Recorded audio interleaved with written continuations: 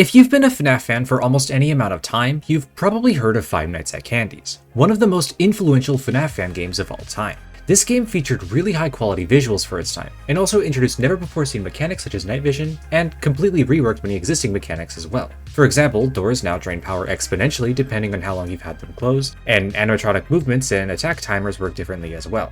These innovations in gameplay made Five Nights at Candy's feel similar to a traditional Five Nights at Freddy's game, but different enough to feel like a whole new experience. However, there was a problem. Because these takes on FNAF mechanics were so new, they had some major weaknesses, allowing for some cheese strats that completely trivialize even the max mode of the game. Of course, that doesn't make Candy's any less special, but what if there was a version of Five Nights at Candy's that fixed all of this? After all, since the release of Ultimate Custom Night, FNAF fans have really started to notice the potential of FNAF games from a gameplay standpoint. With all this in mind, some dedicated fans decided to create a mod of the original Candy's games, with the intent of modernizing the gameplay, fixing any cheeses, and adding new mechanics. And hey, while we're at it, why not make it ridiculously hard? And so, Five Nights at Candy's But Better was born. This is part 3 of my ladder series, where I try to work my way up to and beat the hardest FNAF challenges in the entire world. But so far, we still have a long way to go. In the previous videos, we took a look at the Five Nights at Candy's 3 remake in the But Better series. We ended up beating the hardest non-self-imposed challenges on that version of the game. But this time it's time to shift our attention over to the remake of Candy's 1, called Five Nights at Candy's 1 Custom Night. I know, it's not confusing at all. Almost every character in this mod works differently than they did in the vanilla Five Nights at Candy's. As I mentioned before, there are no cheese strats to help us this time, and everything is just overall way harder. So what has been changed exactly? Well, we'll start by going over some global changes before going over every character. To start, doors will no longer drain power exponentially. Rather, when you close them, they will drain about 0.5% of power immediately and then start draining power at a constant rate. Speaking of doors, all animatronics except for Old Candy and Cindy will now instantly bonk and leave once you close the door on them, so it usually ends up being best to just instantly open doors after shutting them. The night vision mechanic returns, but this time using the cameras won't use any power unless the night vision feature is active. And similarly, we don't have any idle power drain at all, so you could technically win with 100% power if no one attacks you. And that's about it for the global changes, so now let's get on to the characters. Candy works pretty similar to how he did in vanilla. However, he now has a more streamlined movement path. He can attack from both your left or right door and moves every 5 seconds, so you need to always keep track of him or he will jam your door and jump scare you. Cindy, however, works very differently. Rather than just being another door character, she now does a fast beeline right to your door roughly every half a minute. If Cindy succeeds in her dash to your door, she will wait there for 10 seconds, draining huge amounts of power. To stop her, you must find her on the cameras during her attack, and stare at her with the night vision on for 1 second. Definitely one of the more difficult characters. Chester now acts as the Foxy of the night, but with quite the twist. Chester will very slowly move his way to your left door. While looking at Chester, his progress is halted, but the moment you look away, he continues without resetting his progress at all. And if that wasn't enough, when he reaches your door, he will never leave, leading to an inevitable power out. This means that you only have a certain amount of time when you're allowed to not look at Chester for the entire night, and there's no way to increase that time. This forces us to actually spend the majority of the night staring at Chester on the cameras. Penguin will make his way to your right door through the same movement path as Cindy. He doesn't really give you much time to close the door, however, so it's pretty likely that he will eventually enter your office sometime during the night. Once he's in your office, he will randomly close a door every 10 seconds, but luckily he won't open any closed doors. Penguin is kind of a funny guy, because sometimes he can even save your life if you happen to miss Candy or Rat. But just make sure not to keep the doors he closes shut for too long or you will drain too much power. Old Candy will make his way to your left door from the parts and service room. His eyes do not glow, so you can only see him with the night vision active. However, you probably don't want to see him, as his cowardly stage fright ass gets upset when you look at him. The longer you look at him on the cameras, the longer he will wait at your door once you close it on him. Staring at Old Candy for too long can drain the hell out of your power, so you should probably avoid looking at the cameras he's on. Is what I would say if he didn't follow the exact same movement path as Chester. You know, the character we're supposed to be spending the majority of the night watching. So it's pretty difficult to not accidentally watch Old Candy.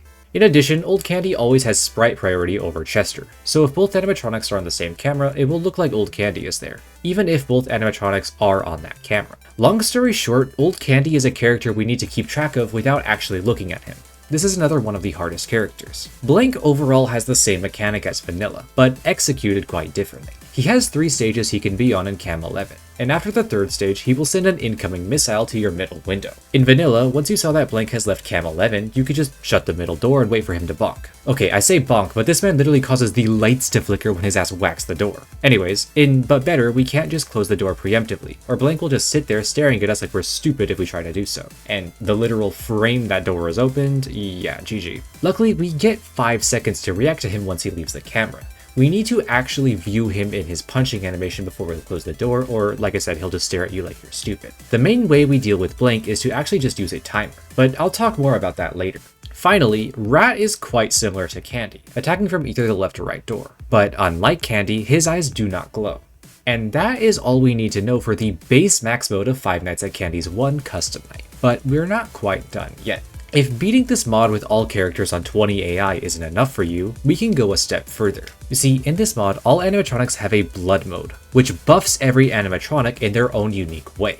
By turning all characters to their maximum AI with blood mode on, we can experience the true max mode of Five Nights at Candy's 1 custom night, Blood 720. However, we'll get there when we get there, because I have to beat regular 720 first. So here's a rough metaphor for how that went.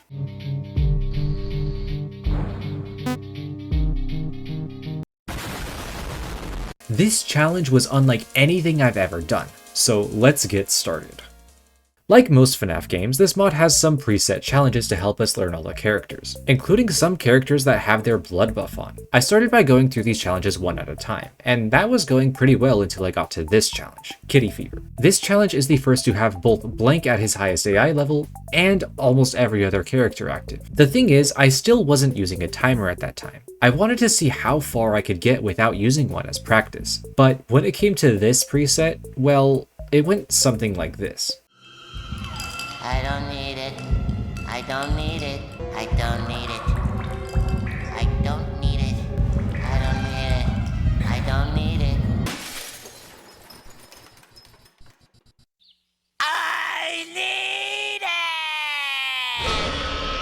it! So yeah, from here on out I started using a timer, and once I did, I beat this preset on my very first try. I then went on to beat all the other challenges, and eventually made my way to 720. And to be honest, there's really only one word I need to describe my initial progress on 720.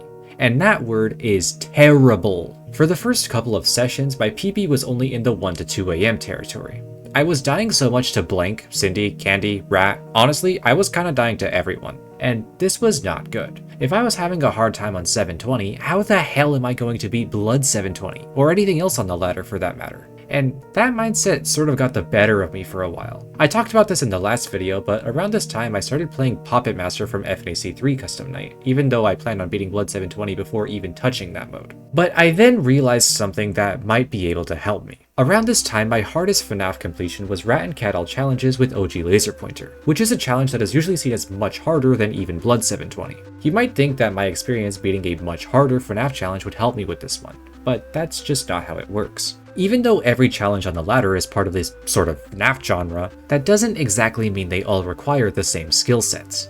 Now, I won't go into too much detail, but just know that for the purposes of this section, we will be focusing on the 2 skill sets that I believe to be the most important: mechanics and game sense. Mechanical skill is your ability to accurately transpose into the physical world what you intend to do in your head. Some examples of this are aim speed, aim precision, and keyboard usage. Game sense is your ability to make calculated decisions based on the information that you at any time have been provided. Some examples of this are animatronic tracking, memory, and attention to intervals. Now, if we look at Rat and Cat, that is quite obviously a very mechanically based challenge. The majority of the mode's difficulty comes from aim speed and aim precision. There really isn't any point in the night where we have to make tough decisions, we just kinda need to follow the cycle and put our mechanical skill to the test. Now, for 720, it's the exact opposite. The hitboxes on the buttons are actually super forgiving, so it doesn't require much mechanical skill at all. But as for game sense, well, you need to keep track of Chester, when Cindy's next attack will be, the blank intervals, Rat, Old Candy, and a whole bunch of other crap. And for Blood 720, it's even more demanding game sense wise. So long story short, Rat and Cat All challenges, OG Laser Pointer, and 720 have 2 completely different skill sets. And my experience with Rat and Cat will not help me here, but that wasn't the realization that I made. I knew all of that from the beginning. It's the whole point of the ladder, actually. What I did realize was that if you exclude Rat and Cat, my hardest at the time was FNAF 4's 420 mode on the old mobile port without headphones. Now that is niche. And while I don't know exactly where that kind of thing would place, the jump from that to Blood 720 is enormous, so it was no wonder why I was having so much trouble. That's when I decided that it might be best for me to attempt an easier challenge than Blood 720 for the time being. Even though I was technically only going for 720 at the time, just knowing that I was having that hard of a time on a challenge that was so much easier than what I was really going for was still affecting me. And with all of that in mind, I decided I was finally going to beat 5020. Now, I won't go into too much detail, as Vanilla UCN will have its own dedicated video in the future, but I feel like it's at least worth mentioning that this was the time that I actually beat 5020. Now, technically 5020 is harder than 720, so you might think that this was an even worse jump for me, but it turned out to be completely fine. I was able to smoothly work my way up from 4020. The jumps between the rosters were decently small, and that helped me beat 5020 without issue.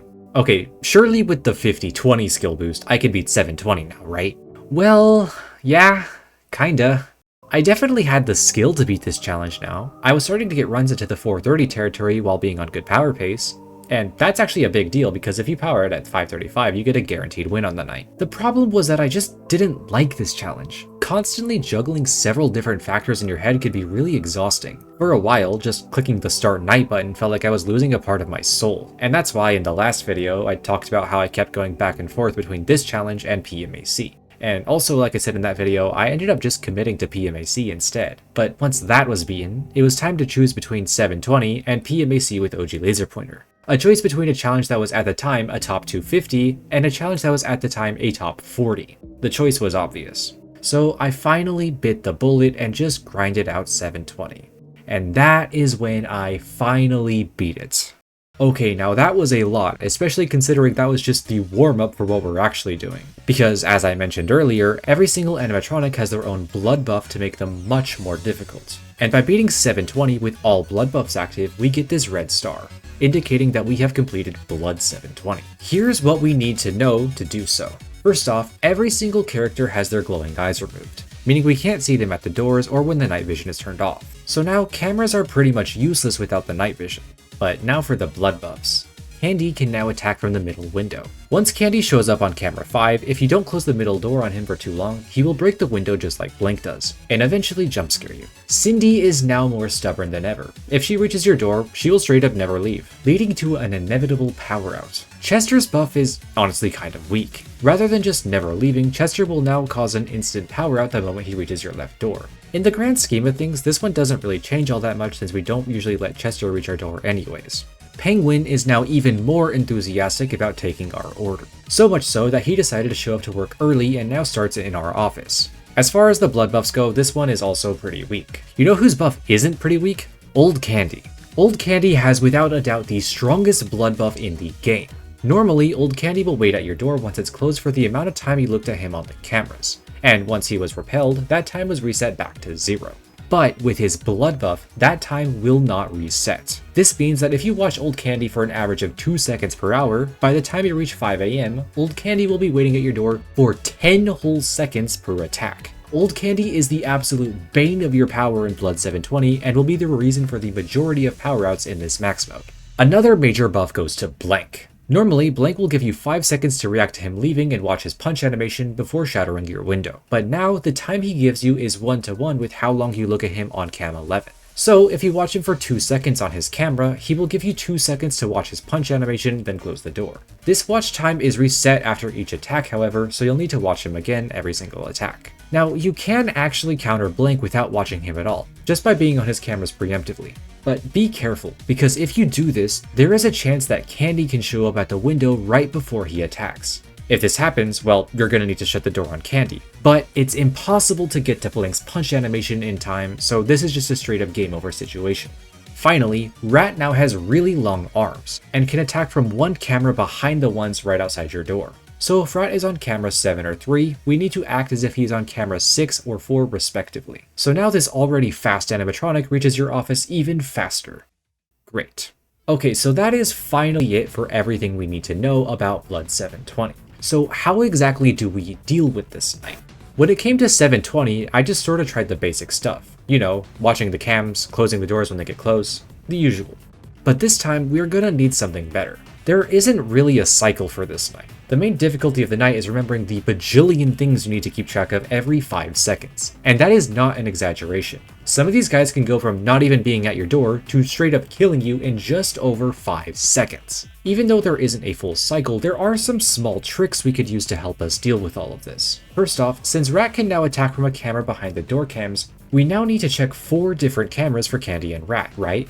Well, we could do that, but since we only have 5 seconds between attacks, and we almost always have other things we need to do within those 5 seconds, this ends up being too slow for us. Instead, we will only check cameras 7, 5, and 3. This will directly allow us to see if Candy is attacking from the middle, and if Rat is attacking from camera 7 or 3. But what about when Candy attacks from our doors? Well, that's the tricky part.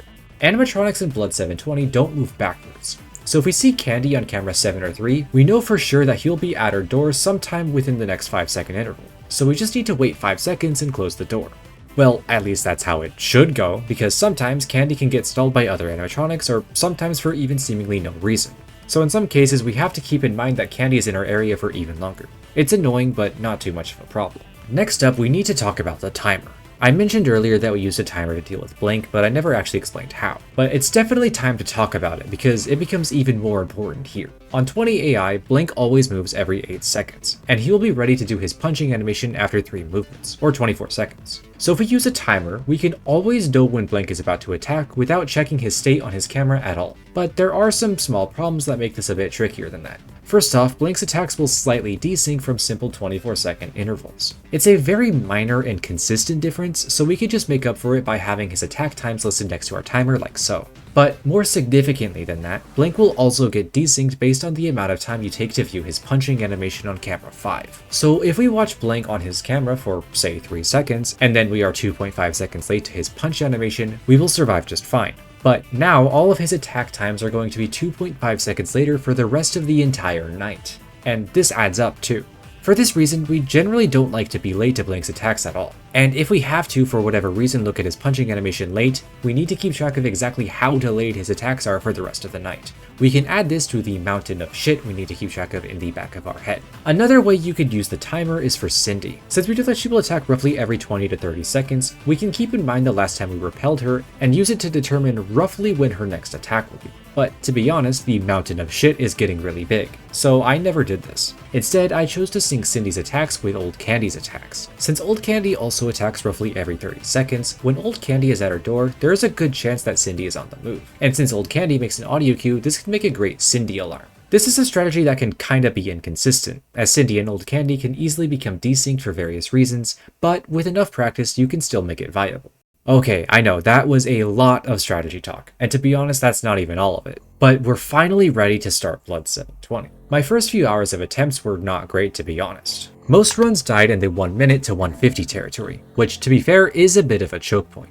You see, Blink's attacks at 115 and 140 are both on 5-second intervals, meaning that both Rat and Candy have attacks right at the same time as Blink. And remember that thing I mentioned earlier where Candy can interrupt a Blink attack? Well, this is the prime time for that to happen. In addition, you have much less time to repel attacks from the doors if they happen to appear at this time. Checking both cameras isn't really going to be that viable, and around this time I came up with a solution that was really unoptimal.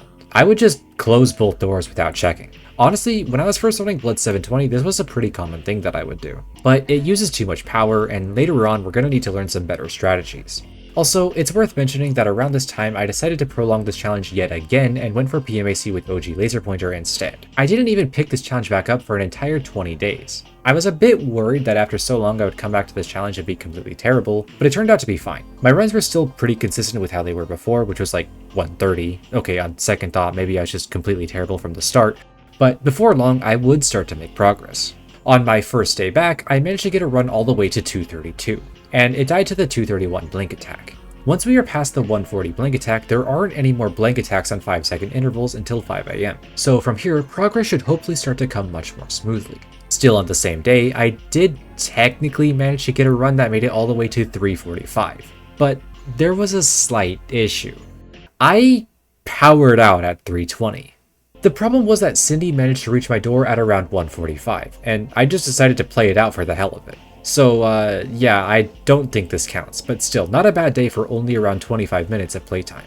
Also yes, I really only did play for like half an hour the entire day. I was editing my Subnautica video around this time, and on top of that, this challenge was just getting really mentally draining on me. And again, I didn't really like it as much as the FNAC 3 challenges. The next day, I managed to get a 3:11 run on my very first try. And get this, I didn't power out this time.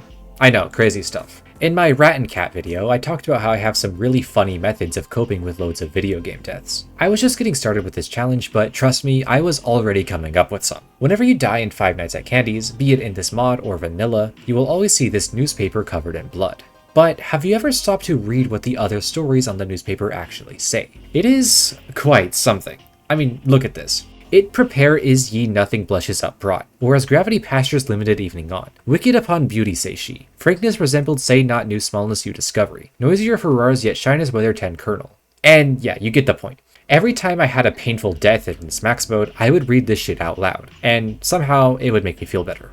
Anyways, the next day I had another new PB. Yet again to Cindy. But realistically, that run couldn't have won anyways because at 4:30 I only had around 11% power remaining, which is just not enough. Still a good run, but it actually wasn't my best run of the day. At the end of that day's grind, I managed to get a 5:07 run that died to power out. And for the first time, the power out wasn't to some Cindy bullshit. This was great news for me, since I was starting to get good enough at surviving attacks to win the night. Technically, if that run had enough power to win, there's a good chance it would have. So the main name of the game now is power optimization, or as the FNAF community likes to call it, Greenrunning. Now, there are many different ways to greenrun, and the ways to do it change based on the mode you are playing. Common examples of greenrunning include waiting until the very last second to close a door, letting certain distraction animatronics jump scare you so you don't have to waste power repelling them, or just using your flashlight for the tiniest fraction of a second possible. There are so many cool methods for various challenges that the community have come up with to save power in these games, but for us in Blood 720, we don't need to go too far beyond the basics. There are only really 4 rules we need to keep in mind for this mode to save power. Number 1, don't close doors unless you need to. Number 2, don't keep doors closed or night vision on for longer than you need to. Number 3, looking at old candy is bad. And number 4, don't overwatch Chester.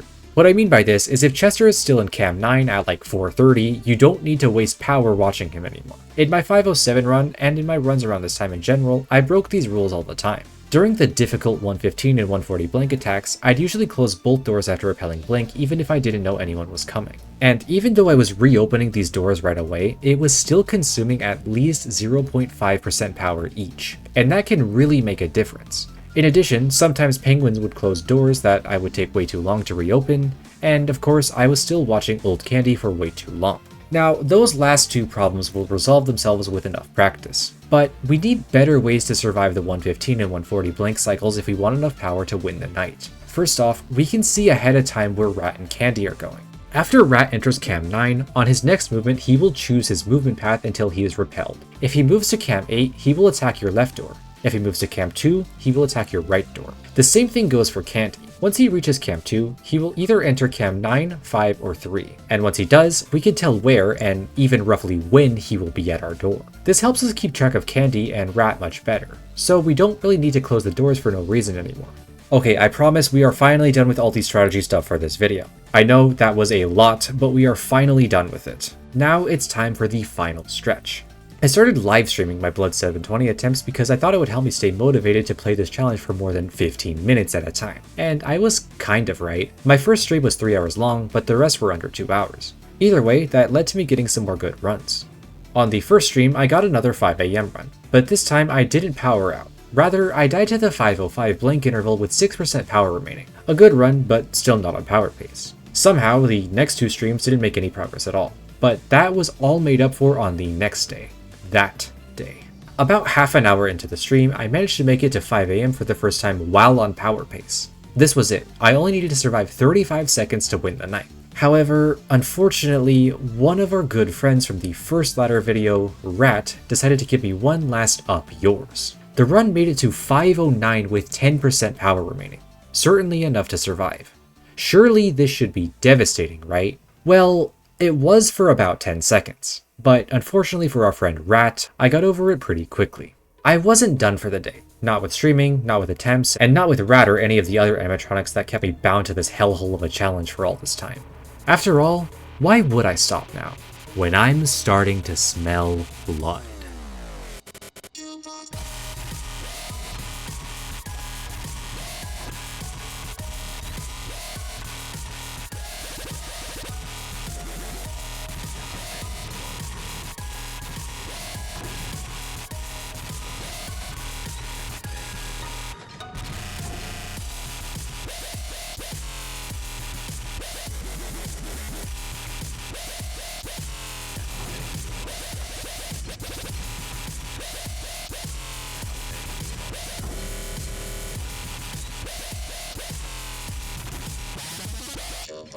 Jester! Please. I'm pretty sure that was it. If that's not it, that's like 559.5. That's insane. Please. Oh my god. That was like literally like so insane. Blood 720 was truly one of the most draining challenges I've ever completed, but it did start to at least get consistent towards the end. And once it did get consistent, I started to enjoy it a little bit more. Despite how unproportionally difficult this challenge was for me, I'm still glad that I beat it. The skills that I've learned from this journey will, and already have, come in handy with much harder FNAF challenges. Also, fun fact, this challenge is actually by far the easiest true max mode in this ladder series.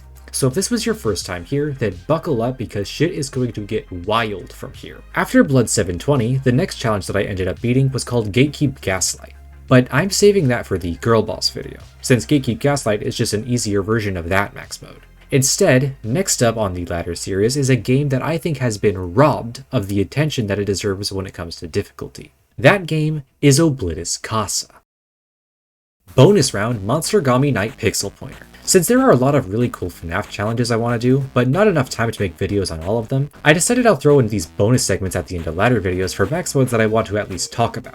And today we are talking about Monstergami Night Pixel Pointer from Five Nights at Candy's 3 Custom Night, the same mod that the first two ladder videos are on. You can access this mode by starting the Puppet Master Night with only the Monstergami challenge active, but you can also have Laser Pointer or any of its variants active. Then, after repelling the Monstergami attack, click the Origami Cat a few times and the night will begin.